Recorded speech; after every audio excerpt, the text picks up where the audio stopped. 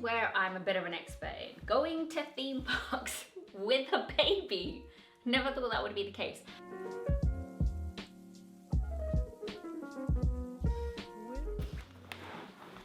Wished I had decided to do a YouTube video when I bloody went to these places for the first time, because then I would have had proper content for this video. I went to Disney twice, and I'm not saying this to sound privileged, a family that live out there. So once when my baby was 3 months, and once when my baby was about, I believe, 13 months. We went there a couple of times, and I wanted to tell you what to look out for, how to prep, how to get there for the whole day.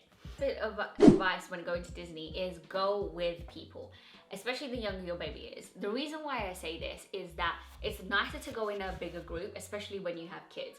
Because when you're doing the nappy changes, the nursing feeds, the stops, etc., etc., it's easier when you're doing it with multiple people. It's also easier like when you need to feed your child, they're overstimulated, you have a multitude of people there. I feel that when you go with more people to Disney, you get less fried out. There's always somebody to kind of help, hold the kid, even if they've got their own kid. It is easier navigating with other people, especially people who have been there before. So one of the best things to do is really just kind of map out, probably before you go, where you're going, what you want to see, which rides you want to go on, can your baby come with you, how does it all work, plan your day, but also go with people, because I feel like it feels less overwhelming when you are there with your village. One thing to know about going to Disney is that they actually have nursing rooms there. So in every single park they have some sort of baby changing facility and also nursing rooms.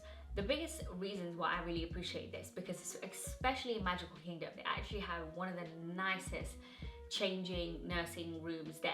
So you go in and there's like a whole area for the kids to play, there's high chairs for you to feed them, really nice place to change. And specifically what I really appreciated about Magical Kingdom is they actually had a huge room which was monitored by a woman who would come in and out and just double check, like, you know, if anyone was in there, they're gonna let a new mom in. And they had really nice air-conditioned room with rocking chairs that you could feed your baby. Now, for a mother who had brought her baby at 3 months, this was absolutely incredible. One, I felt relaxed. When I was out in the sun, it was a place where I was really comfortable.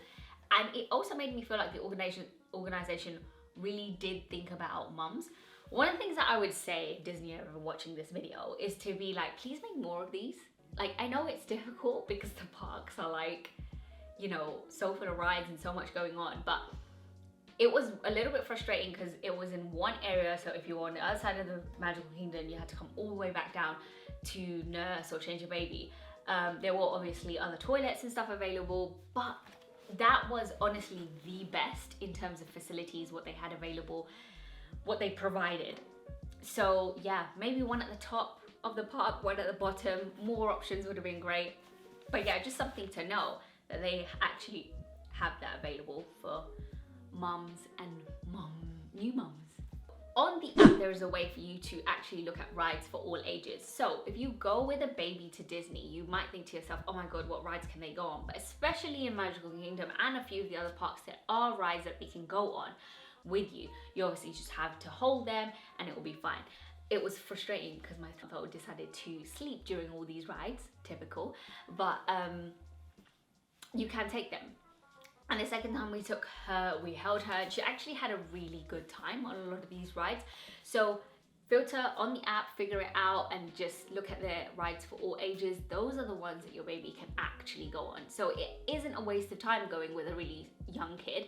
Yes, they don't remember it, but the experience can be really nice for them, especially if they're at an age where they can see and interact and really appreciate what's around them. So 2 of the things that I would say in terms of surviving going to Disney is take your sling and take your buggy. Now, the biggest thing is that they have buggies and pram parks absolutely everywhere, stroller parks. I don't know what the hell they call it in America, but they have them absolutely everywhere. So you taking a pram is great. If you don't want to, you can obviously rent one out there. I wouldn't necessarily advise that, especially with a younger child. The older child, yeah, maybe you want to rent it out, you don't want to carry your own, that's fine. But for a younger child, pram, take your stroller with you. It's a good place for your baby to take naps. I've also found the sling is really, really helpful when you are in the queue system. So as you know, the queue systems in Disney are absolutely massive sometimes, especially if you're not taking the fast track.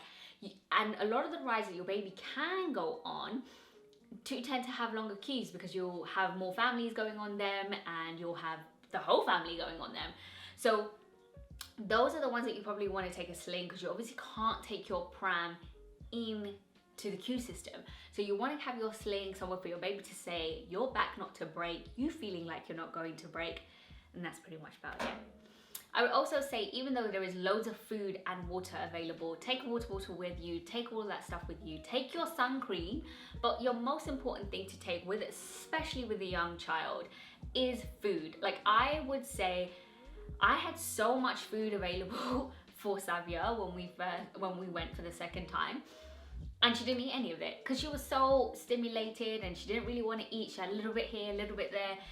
But I had a lot of it kind of ready to go. I got her through the day on snacks, and in the end I ended up just having to give her chips. It was one of those days where I'm like, I'd rather her be fed than anything else. But to be completely honest with you, having food kind of ready there on the go is better, especially for younger children and babies, because I find a lot of the time in some of the places you have to pre-book, you have to wait in long queues. If you want to have a good restaurant, you've got to make sure you do it before you even get to the park. So those are the kind of things that you probably want to check out before you get to the park. Where you're going to eat, where you're going to have your water, that sort of thing. When it comes to bigger rides in Disney, one of the things that I didn't necessarily know about is that there are child swap tickets available. So those are tickets that are basically available to parents. So if you have a young child that can't go on a ride, for example, especially if you have a baby, in my situation is that you might want to let one parent go on to the ride or one party go onto the ride. They go off, they come on, they take the baby, and then you go on, and you don't have to wait in the queue. It ensures, you know, you cutting a couple of hours out.